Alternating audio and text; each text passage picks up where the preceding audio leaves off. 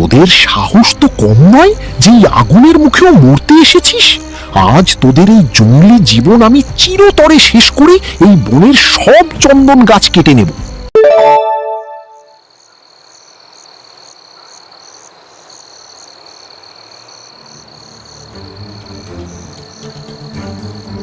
এই বাড়িতে আপদদের আর এক মুহূর্ত জায়গা হবে না। মেয়ে মানেই আপদ, সারাদিন শুধু খাওয়ার খরচ। ওগো, ওরা তো তোমারই সন্তান, এই মাঝরাতে ওদের কোথায় পাঠাবে? চুপ করো, তোমার আশকারাতেই ওরা মাথায় চড়েছে। রিয়ান, এদের ঘাড় ধরে বের করে দে। বাবা ঠিকই বলেছে মা, আমাদের মতো সম্ভ্রান্ত পরিবারে এই মেয়েগুলোর কোনো দরকার নেই। নোরা, সারা, বের হও এখনই। আমি তো কোনো অন্যায় করিনি বাবা, আমাদের এভাবে কেন তাড়িয়ে দিচ্ছ?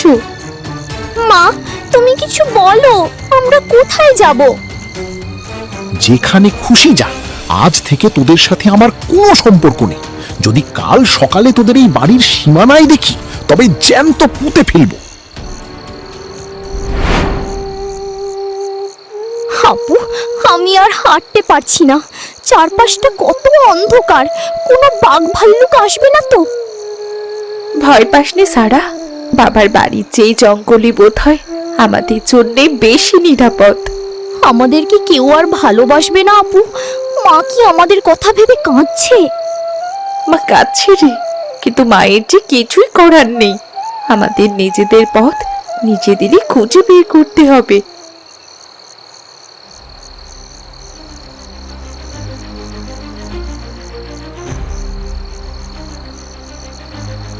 ভূত! আপু বাঁচাও!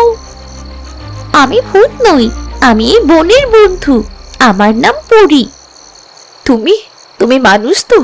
এই গভীর রাতে একা কি করছো এখানে? এই জঙ্গলই আমার ঘর। তোমরা কারা? তোমাদের চোখে তো অনেক কান্না দেখছি। আমাদের বাবা আমাদের তাড়িয়ে দিয়েছে, আমরা কোথায় যাব জানি না। ভয় নেই, জঙ্গল কাউকে ফেরায় না। তুমি যদি ভালোবাসো আমার সাথে এসো, আমি তোমাদের থাকার জায়গার ব্যবস্থা করে দেব।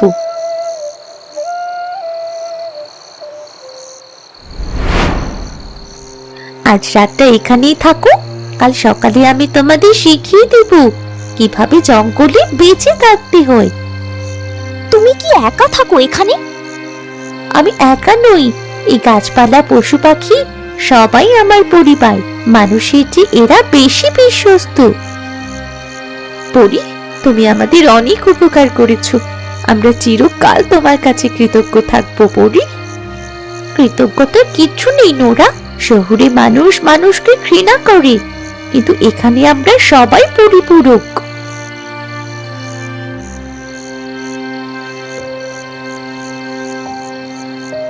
আপু দেখো, কি সুন্দর পাখি, আমি তো ভুলেই গিয়েছিলাম আমাদের কোনো দুঃখ আছে। এভাবে জঙ্গল তোমাদের দুঃখ ভুলিয়ে দেবে।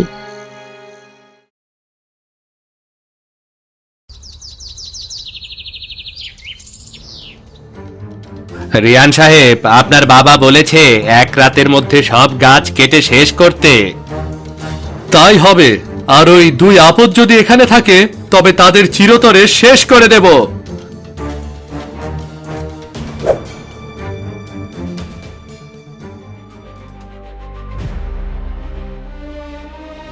পরি, পরি সর্বনাশ হয়ে গেছে। আমার ভাই আর বাবার লোকজন আসছে জঙ্গল ধ্বংস করতে, তারা আমাদেরও খুঁজছে। এই জঙ্গল রক্ষা করা আমার দায়িত্ব, তোমরা কোনো চিন্তা করো না। কিন্তু ওদের হাতে তো কুড়াল আর ধারালো অস্ত্র। ওদের হাতে অস্ত্র আছে, কিন্তু আমার সাথে আছে প্রকৃতির শক্তি।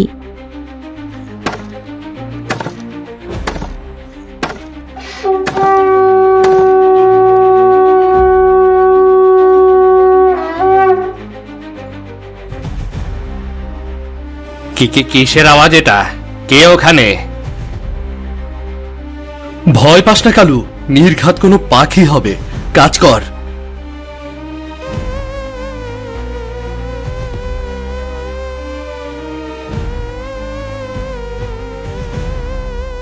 কে রে তোরা? আমার বন নষ্ট করছিস? আমরা আমরা চলে যাচ্ছি, চলে যাচ্ছি।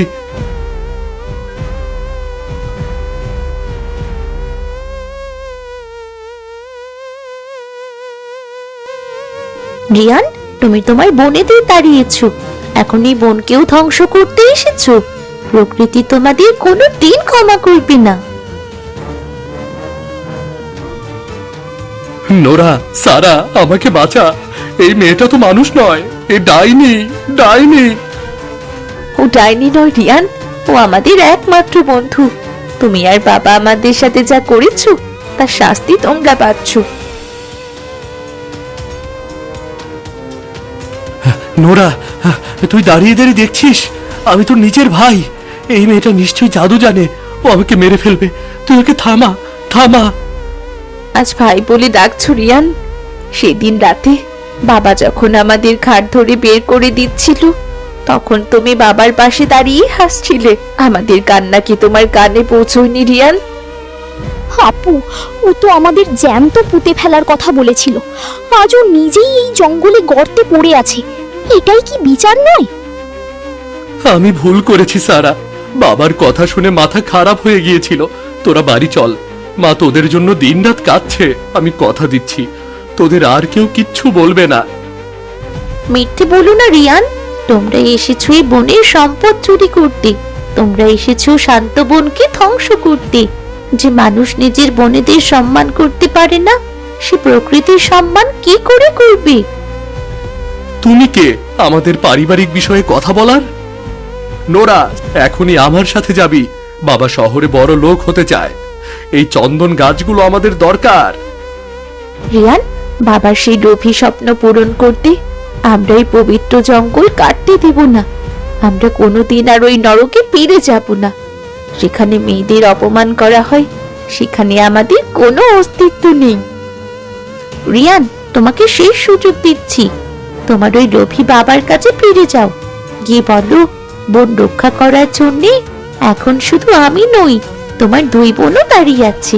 আর যদি কোনোদিন কুড়াল নিয়ে আসো, তবে বনের বাঘেরা তোমার হাড়ও খুঁজে পেতে দেবে না।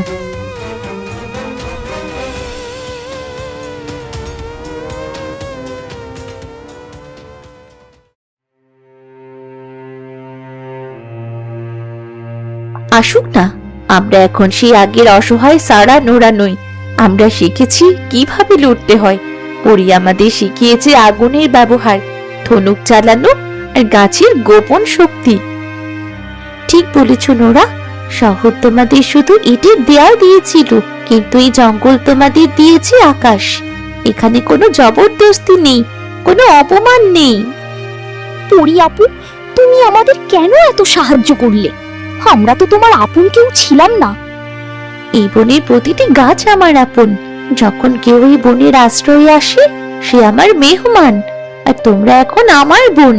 আমি একাই বন পাহারা দিতাম, এখন আমরা তিনজন মিলে পাহারা দেব। আমার খুব জানতে ইচ্ছে করে পরি, তুমি এখানে কিভাবে এলে? আর তোমার বাবা মাই বা কোথায়? আমার গল্প অন্য একদিন বলবো নোরা। আজ শুধু এটুকুই জেনে রেখো, সমাজের মানুষ আমায় গ্রহণ করেনি বলেই আমি প্রকৃতির কোলেই বড় হয়েছি। এখানে আমাকে অন্তত কেউ আপদ বলে গালি দেয় না।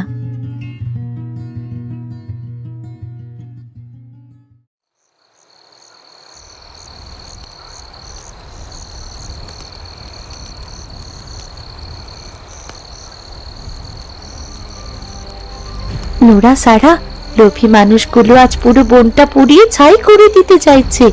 পশু পাখিদের বাঁচাতে আমাদের এখনই ঝাঁপিয়ে পড়তে হবে। রিয়ানার বাবা কি এতটাই নিচে নেমেছে? আমাদের মারার জন্য তারা অবলা প্রাণীদের জীবন নিতেও দ্বিধা করলো না। আজ আমি এই বনের শত্রু ধ্বংস করেই ছাড়বো। আপু, চারদিকে ধোঁয়া আর আগুনের লিলিহান শিখা বাড়ছে।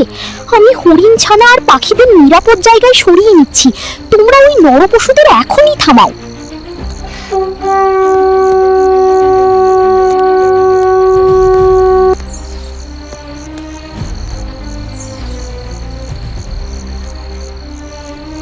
তোদের সাহস তো কম নয় যে এই আগুনের মুখেও মরতে এসেছিস।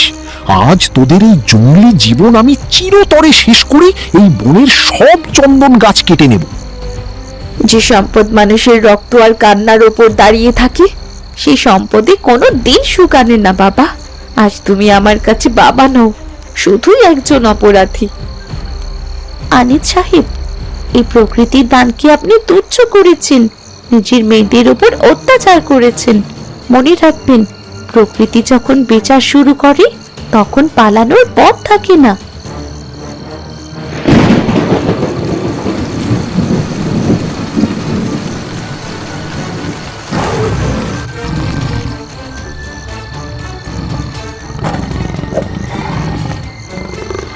নোরা, আমাকে বাঁচা, আমার পায়ে একটা বিষাক্ত সাপ কামড়ে দিতে চাইছে। আমি বাবার কথায় অন্ধ হয়ে তোদের উপর জুলুম করেছি। আমাকে ক্ষমা করে দে বোন, আমাকে ক্ষমা করে দে, ক্ষমা করে দে। যখন আমাদের মাঝরাতে বের করে দিয়েছিলে তখন তোমার বিবেক কোথায় ছিল ভাইয়া? আমাদের জীবন কি তোমার কাছে এতই তুচ্ছ যে আমাদের পুড়িয়ে মারতে তোমার হাত কাঁপলো না? মা নোরা, আমাকে এই জঙ্গল থেকে বের হওয়ার পথ বলে দে। আমি আর কোনোদিন তোদের সামনে আসবো না। আমি সব সম্পদের লোভ ত্যাগ করলাম। আজ তোমার মুখ দিয়ে মায়ার কথা মানায় না বাবা। তুমি আমাদের আপদ বলেছিলে, কিন্তু আজ সেই আপদটাই এই বোনকে আগুনের হাত থেকে রক্ষা করলো। এবার চিরতরে চলে যাও।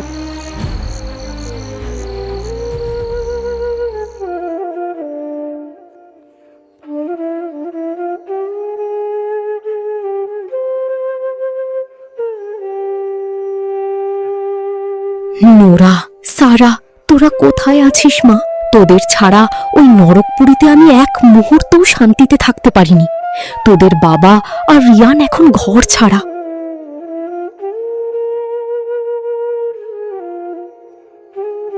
মা, মা তুমি এখানে কি করে এলে?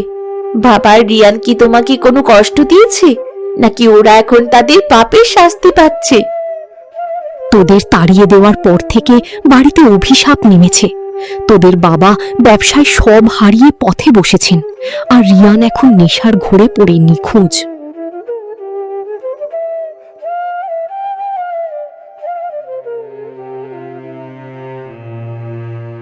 ফারহানা মাসি, আপনি আর চিন্তা করবেন না। এই অরণ্য যেমন আপনার মেয়েদের আশ্রয় দিয়েছে, তেমনি আপনাকেও আপন করে নেবে। মা, জানো তো আমি এখন এই বনের খরগোশ আর হরিণদের ডাক্তার। ওদের পায়ে চোট লাগলে আমি লতা পাতার রস দিয়ে সারিয়ে দিই। তোদের এই আত্মবিশ্বাস দেখে আমার বুকটা গর্বে ভরে যাচ্ছে মা। তোরা আজ আপদ থেকে বনের দেবী হয়ে উঠেছিস। আমরা এখন আর কারো মুখাপেক্ষী নই মা। এই বনের প্রতিটি ফল আর প্রতিটি ঝর্ণা আমাদের অঢেল খাবার আর পানীয় যোগায়। নোরা, সারা, তোমাদের মা আসতে এই জঙ্গল যেন পূর্ণতা পেল।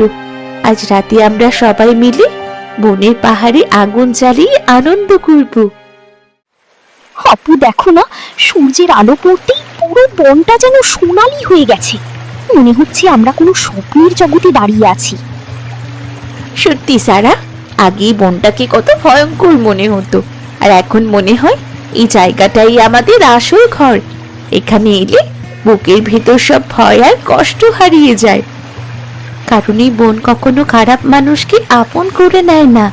যারা ভালোবাসা নিয়ে আসে, বন তাদের নিজের পরিবারের মতোই আগলে রাখে। পরি, তুমি সবসময় এমন ভাবে বনের কথা বলো যেন বনটা একটা জীবন্ত মানুষ। হয়তো তাই এই বনের প্রতিটি গাছ, প্রতিটি ঝর্ণা আর প্রতিটি পশু পাখিরও অনুভূতি আছে। তারা বুঝতে পারে কে তাদের বন্ধু আর কে তাদের শত্রু। আপু, এই জায়গাটা কেমন অদ্ভুত লাগছে। মনে হচ্ছে কেউ আমাদের দেখছে। ভয় পেও না সারা, আমি আছি তো, আর পরিও তো আমাদের সাথে আছে।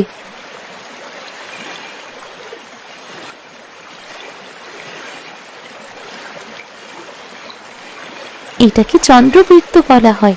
বহু বছর আগে বনের রক্ষকেরা এখানে এসে প্রকৃতির কাছে প্রতিজ্ঞা করত যে তারা কখনোই বনকে ধ্বংস হতে দেবে না।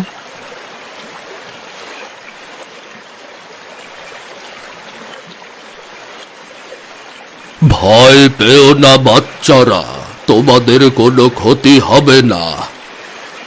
আপনি কি আর এতদিন কোথায় ছিলেন? আমার নাম আরিয়ান, আমি এই বনের সবচেয়ে পুরনো রক্ষক।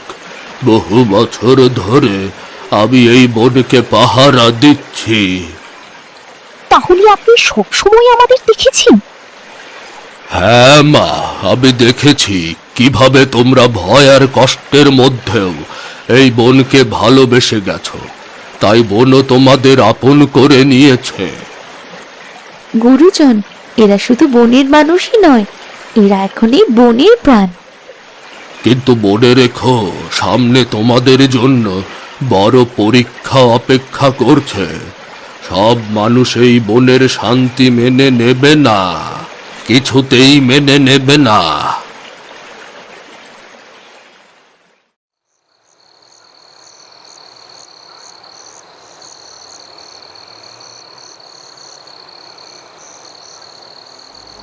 আপু, ওইদিকে দেখো, কিছু লোক মশাল নিয়ে এদিকে আসছে। আমার খুব ভয় লাগছে। ভয় পেও না সারা, ওদের দেখে মনে হচ্ছে ওরা ভালো উদ্দেশ্যেই এসেছে। আমার মনটা অস্থির হয়ে আছে মা। মনে হচ্ছে এই লোকগুলো বনের শান্তি নষ্ট করতে এসেছে। কয়েকদিন ধরে বাইরের মানুষই বনের কথা শুনছে। তারা ভাবে এখানে নাকি গুপ্তধন লুকিয়ে আছে। সবাই সাবধানে চল। শুনেছি এই বনের গভীরে এমন সম্পদ আছে যা পেলে আমরা সারা জীবনের জন্য ধনী হয়ে যাব। আমি শুনেছি এখানে নাকি জাদুর পাথরও আছে। আপু, এরা বনটা ধ্বংস করে ফেলবে, আমরা কিছু করব না? অবশ্যই করব। এই বন আমাদের ঘর, নিজের ঘরকে রক্ষা করা আমাদের দায়িত্ব। মনে রেখো, শুধু বন গাছ আর পাহাড় না, এটা একটা জীবন্ত আত্মা। কেউ লোভ নিয়ে এলে বন তাকে কখনো ক্ষমা করে না।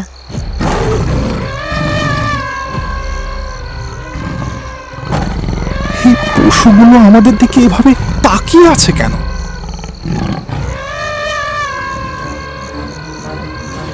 আমার মনে হচ্ছে আমরা ভুল জায়গায় চলে এসেছি। না, এখানে থাকা ঠিক হবে না, সবাই পালাও। আজ আমি বুঝলাম, প্রকৃতিকে যদি নিজের পরিবারের মতো ভালোবাসা যায়, তাহলে প্রকৃতিও মানুষকে আগলে রাখে।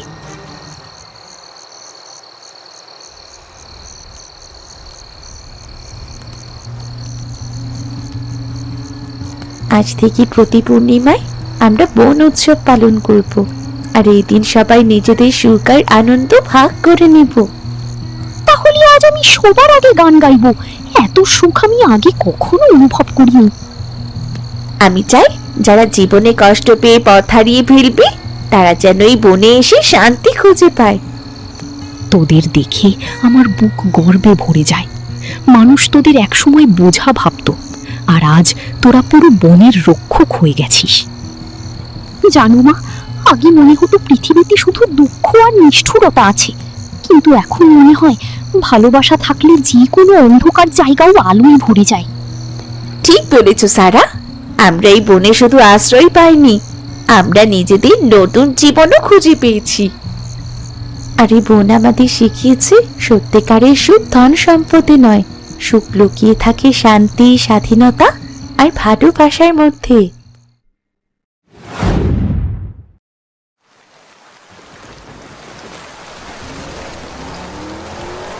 শহরের ব্যস্ত ফটোগ্রাফার আবির ল্যান্ডস্কেপ ফটোগ্রাফির নেশায় সে প্রায় পাহাড়ি রাস্তায় বেরিয়ে পড়ে। সাথে আছে তার চিরকালের ভীতু বন্ধু শুভ। এক নিঝুম রাতে পাহাড় থেকে ফেরার পথে শুরু হয় প্রচন্ড বৃষ্টি। তাদের পুরনো জিপটা মাঝ রাস্তায় চলছে। নিতু পরনে সাদা শাড়ি গাড়ির সামনে দিয়ে হুট করে চলে যায়। গাড়ি তখন থমকে যায়। সামনের দিকে তাকিয়ে দেখে চারদিকে ঘন জঙ্গল আর বিদ্যুতের ঝিলিক। গাড়ির হেডলাইটের আলোয় আবির দেখতে পায় রাস্তার ধারে দাঁড়িয়ে আছে একটি মেয়ে, নিতু। পরনে সাদা শাড়ি, হাতে একটা পুরনো আমলের ছাতা। বৃষ্টির মাঝেও তার কাপড় একটুও ভিজেনি। এত রাতে আপনি এখানে কি করছেন? আমি পথ হারিয়েছি। সামনেই আমার দাদু বাড়ি, পৌঁছে দেবেন?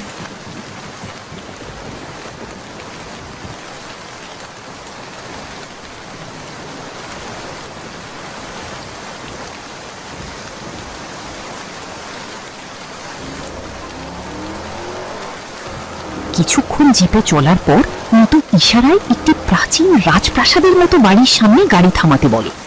ঝোপঝাড় আর লতা পাতায় ঘেরা বাড়িটি দেখে শুভর কপালে ঘাম জমে যায়। বাবা আবির, জায়গাটা সুবিধার ঠেকছে না। ভয় নেই, ভেতরে আসুন, আমার দাদু আপনাদের জন্য অপেক্ষা করছেন।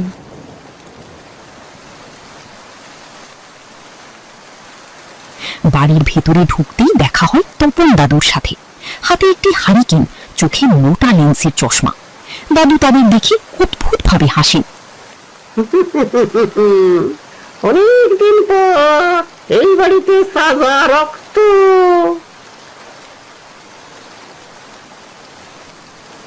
মানে তাজা মেহমান এলো। আবির বাবু, ছবি তুলবেন নাকি? আবির তার ক্যামেরা বের করে মিতুর আর দাদুর কিছু ছবি তোলার চেষ্টা করে, কিন্তু লেন্স দিয়ে তাকাতেই তার মেরুদণ্ড দিয়ে হিমস্রোত বয়ে যায়। ক্যামেরার দিকে তাকিয়ে দেখে মিতুর পা পিছনে ঘোরানো। শুভ লক্ষ্য করে দেয়ালের পুরনো ঘড়িটা উল্টো দিকে ঘুরছে।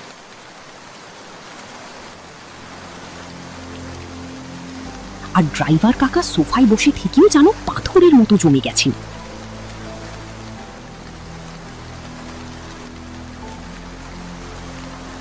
হঠাৎ ঘরের সব আলো নিভে যায়। মিতুর গলার স্বর বদলে যায়। আমি চাইনি তোমাদের ক্ষতি করতে, কিন্তু সে আমাকে ছাড়বে না। ঘরের কোণ থেকে দেয়াল দিয়ে নেমে আসে এক বিভৎস ছায়ামূর্তি। দীর্ঘ নখ, লাল চোখ আর কুচকুচে কালো শরীর। হিমতু শুধু শিকার ধরার ঢাপ।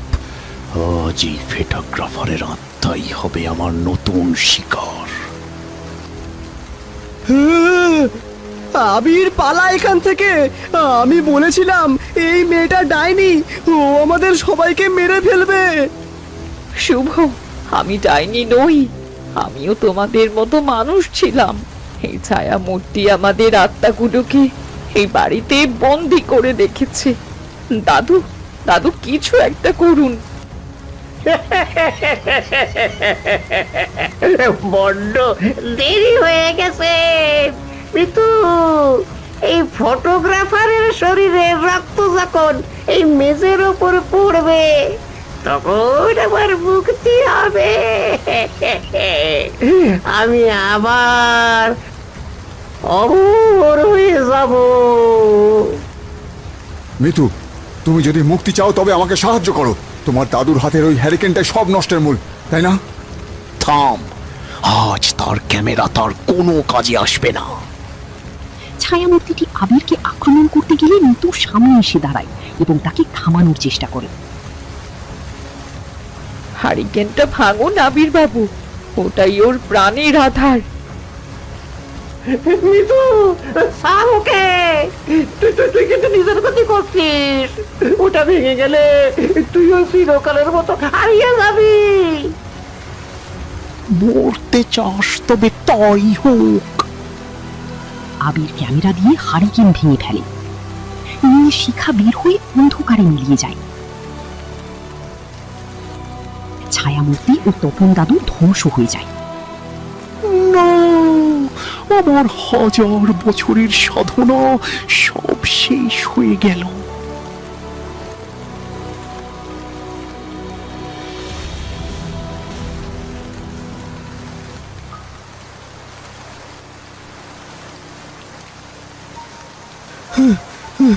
আবির, মিতু কোথায়?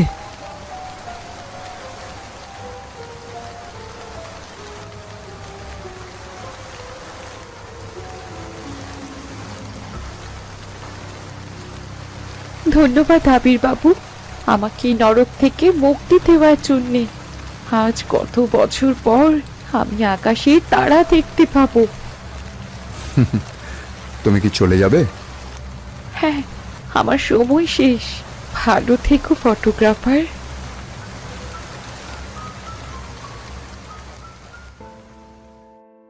বৃষ্টি থেমে যায়। তারা দেখে তারা আসলে একটি ধ্বংসপ্রাপ্ত শ্মশান ঘাটে দাঁড়িয়ে আছে। আবির, কাল রাতে যা হয়েছে সেসব কি সত্যি? আমি শুধু জানি বাবা, কাল আমার দম বন্ধ হয়ে আসছিল, আজ বুক ভরে শ্বাস নিতে পারছি।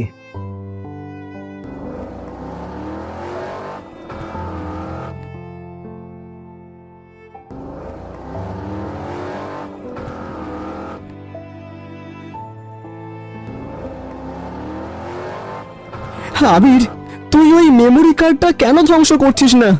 আমার রাতে ঘুম হয় না রে, সব সময় মনে হয় জানালার বাইরে কেউ সাদা ছাতা নিয়ে দাঁড়িয়ে আছে।